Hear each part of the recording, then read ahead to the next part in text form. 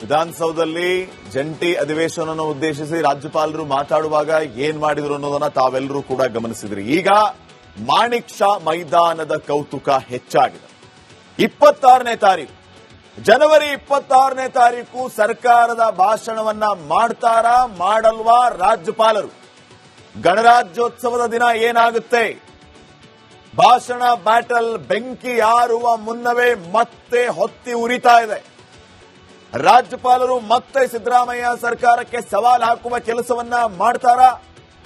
ತಮ್ಮದೇ ಸ್ವಂತ ಭಾಷಣವನ್ನ ಓದ್ತಾರಂತೆ ಅನ್ನುವಂತ ವಿಚಾರಗಳು ಬರ್ತಾ ಇದೆ. ಗಣರಾಜ್ಯೋತ್ಸವ ರಾಜ್ಯಪಾಲರ ಭಾಷಣದಲ್ಲೂ ವಿವಾದ ನಿಶ್ಚಿತವಾಗಿದ್ದರೆ, ಗಣರಾಜ್ಯೋತ್ಸವ ಭಾಷಣದಲ್ಲೂ ಕೇಂದ್ರದ ವಿರುದ್ಧ ಸಂಗ್ರಾಮವನ್ನ ಸಾರೋದಕ್ಕೆ ರಾಜ್ಯ ಸರ್ಕಾರ ಎಲ್ಲಾ ರೀತಿಯ ಪ್ಲಾನ್ ಅನ್ನ ಮಾಡಿಕೊಂಡಿದೆಯಾ? ತನ್ನ ರಾಜ್ಯ ಸರ್ಕಾರದ ಯೋಜನೆಗಳ ಬಗ್ಗೆ ರಾಜ್ಯಪಾಲರು ಮಾತಾಡಬೇಕು. ಆ ಸಂದರ್ಭದಲ್ಲಿ ಕೇಂದ್ರದ ವಿರುದ್ಧ ಏನಾದರೂ ಅಂಶಗಳನ್ನ ಅಲ್ಲಿ ಉಲ್ಲೇಖ ಮಾಡುವಂತ ಕೆಲಸ ಆಗುತ್ತಾ? ಆ ರೀತಿ ರಾಜ್ಯಪಾಲರ ಜೊತೆಗೆ ಭಾಷಣ ಮಾಡಿಸ್ತಾರಾ ರಾಜ್ಯ ಸರ್ಕಾರ? ಕೇಂದ್ರ ಸರ್ಕಾರದ ಧೋರಣೆಯನ್ನ ಖಂಡಿಸುವ ಸಾಲುಗಳ ಉಲ್ಲೇಖವನ್ನ ರಾಜ್ಯ ಸರ್ಕಾರ ಮಾಡಿದರೆ ಮತ್ತೆ ಅಲ್ಲಿಗೆ ವಿವಾದ ಸ್ಟಾರ್ಟ್. ಅದನ್ನ ರಾಜ್ಯಪಾಲರು ಓದ್ತಾರೋ ಇಲ್ವೋ ಅನ್ನೋದೇ ಮುಖ್ಯ ಆಗುತ್ತೆ.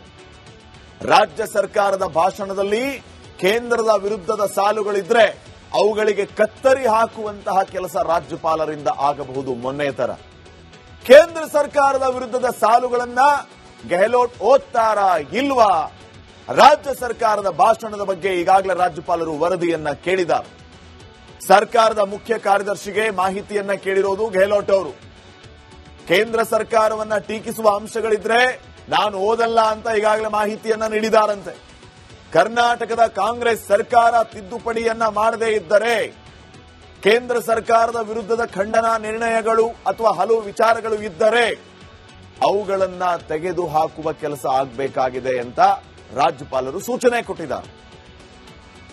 ನೀವು ತೆಗಿಲಿಲ್ವಾ? ಆಗ ನಾನೇ ಸಿದ್ಧಪಡಿಸಿದ ಭಾಷಣವನ್ನ ಓದ್ತೇನೆ, ನಾನೇ ರೆಡಿ ಮಾಡ್ಕೊಂಡ್ ಬರ್ತೀನಿ ಒಂದು ಸ್ಪೀಚ್ನ, ಅದನ್ನ ಓದ್ತೇನೆ. ಸೊ ರಾಜ್ಯಪಾಲ ಥಾವರ್ ಚಂದ್ ಗೆಹ್ಲೋಟ್ ಈ ರೀತಿ ಪಟ್ಟು ಹಿಡಿದಿದ್ದಾರಂತೆ. ಇದು ಸರ್ಕಾರಕ್ಕೆ ಮತ್ತೊಂದು ರೀತಿಯ ಮುಜುಗರಕ್ಕೆ ಕಾರಣ ಆಗಬಹುದಾ?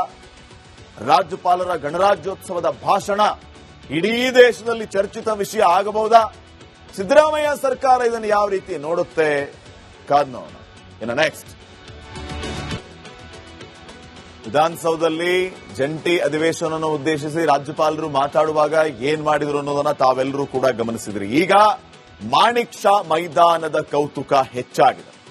26ನೇ ತಾರೀಕು ಜನವರಿ 26ನೇ ತಾರೀಕು ಸರ್ಕಾರದ ಭಾಷಣವನ್ನ ಮಾಡ್ತಾರಾ ಮಾಡಲ್ವಾ ರಾಜ್ಯಪಾಲರು? ಗಣರಾಜ್ಯೋತ್ಸವದ ದಿನ ಏನಾಗುತ್ತೆ? ಭಾಷಣ ಬ್ಯಾಟಲ್ ಬೆಂಕಿ ಯಾರುವ ಮುನ್ನವೇ ಮತ್ತೆ ಹೊತ್ತಿ ಉರಿತಾ ಇದೆ.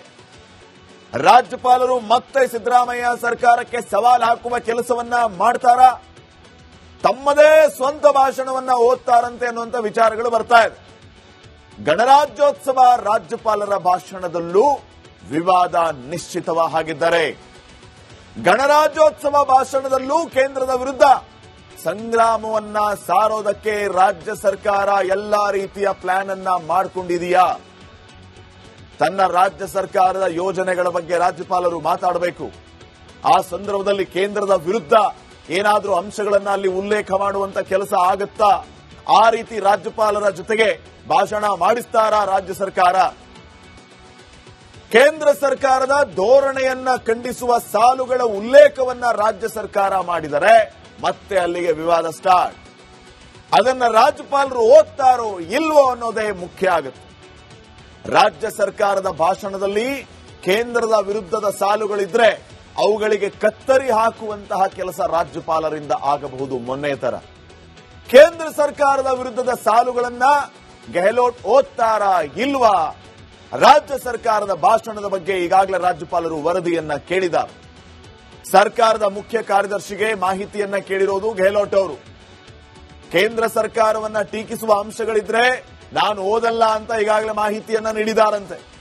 ಕರ್ನಾಟಕದ ಕಾಂಗ್ರೆಸ್ ಸರ್ಕಾರ ತಿದ್ದುಪಡಿಯನ್ನ ಮಾಡದೇ ಇದ್ದರೆ ಕೇಂದ್ರ ಸರ್ಕಾರದ ವಿರುದ್ಧದ ಖಂಡನಾ ನಿರ್ಣಯಗಳು ಅಥವಾ ಹಲವು ವಿಚಾರಗಳು ಇದ್ದರೆ ಅವುಗಳನ್ನ ತೆಗೆದು ಹಾಕುವ ಕೆಲಸ ಆಗಬೇಕಾಗಿದೆ ಅಂತ ರಾಜ್ಯಪಾಲರು ಸೂಚನೆ ಕೊಟ್ಟಿದ್ದಾರೆ. ನೀವು ತೆಗಿಲಿಲ್ವಾ, ಆಗ ನಾನೇ ಸಿದ್ಧಪಡಿಸಿದ ಭಾಷಣವನ್ನ ಓದ್ತೇನೆ, ನಾನೇ ರೆಡಿ ಮಾಡ್ಕೊಂಡ್ ಬರ್ತೀನಿ ಒಂದು ಸ್ಪೀಚ್ನ, ಅದನ್ನ ಓದ್ತೇನೆ. ಸೊ ರಾಜ್ಯಪಾಲ ಥಾವರ್ ಚಂದ್ ಗೆಹ್ಲೋಟ್ ಈ ರೀತಿ ಪಟ್ಟು ಹಿಡಿದಿದ್ದಾರಂತೆ. ಇದು ಸರ್ಕಾರಕ್ಕೆ ಮತ್ತೊಂದು ರೀತಿಯ ಮುಜುಗರಕ್ಕೆ ಕಾರಣ ಆಗಬಹುದಾ? ರಾಜ್ಯಪಾಲರ ಗಣರಾಜ್ಯೋತ್ಸವದ ಭಾಷಣ ಇಡೀ ದೇಶದಲ್ಲಿ ಚರ್ಚಿತ ವಿಷಯ ಆಗಬಹುದಾ? ಸಿದ್ದರಾಮಯ್ಯ ಸರ್ಕಾರ ಇದನ್ನು ಯಾವ ರೀತಿ ನೋಡುತ್ತೆ? ಕಾದ್ ನೋಡೋಣ. ಇನ್ನು ನೆಕ್ಸ್ಟ್, ವಿಧಾನಸೌಧದಲ್ಲಿ ಜಂಟಿ ಅಧಿವೇಶನ ಉದ್ದೇಶಿಸಿ ರಾಜ್ಯಪಾಲರು ಮಾತಾಡುವಾಗ ಏನ್ ಮಾಡಿದ್ರು ಅನ್ನೋದನ್ನ ತಾವೆಲ್ಲರೂ ಕೂಡ ಗಮನಿಸಿದ್ರಿ. ಈಗ ಮಾಣಿಕ್ ಶಾ ಮೈದಾನದ ಕೌತುಕ ಹೆಚ್ಚಾಗಿದೆ. 26ನೇ ತಾರೀಕು, ಜನವರಿ 26ನೇ ತಾರೀಕು ಸರ್ಕಾರದ ಭಾಷಣವನ್ನ ಮಾಡ್ತಾರಾ ಮಾಡಲ್ವಾ ರಾಜ್ಯಪಾಲರು? ಗಣರಾಜ್ಯೋತ್ಸವದ ದಿನ ಏನಾಗುತ್ತೆ? ಭಾಷಣ ಬ್ಯಾಟಲ್ ಬೆಂಕಿ ಯಾರುವ ಮುನ್ನವೇ ಮತ್ತೆ ಹೊತ್ತಿ ಉರಿತಾ ಇದೆ. ರಾಜ್ಯಪಾಲರು ಮತ್ತೆ ಸಿದ್ದರಾಮಯ್ಯ ಸರ್ಕಾರಕ್ಕೆ ಸವಾಲು ಹಾಕುವ ಕೆಲಸವನ್ನ ಮಾಡ್ತಾರಾ? ತಮ್ಮದೇ ಸ್ವಂತ ಭಾಷಣವನ್ನ ಓದ್ತಾರಂತೆ ಅನ್ನುವಂಥ ವಿಚಾರಗಳು ಬರ್ತಾ ಇದೆ.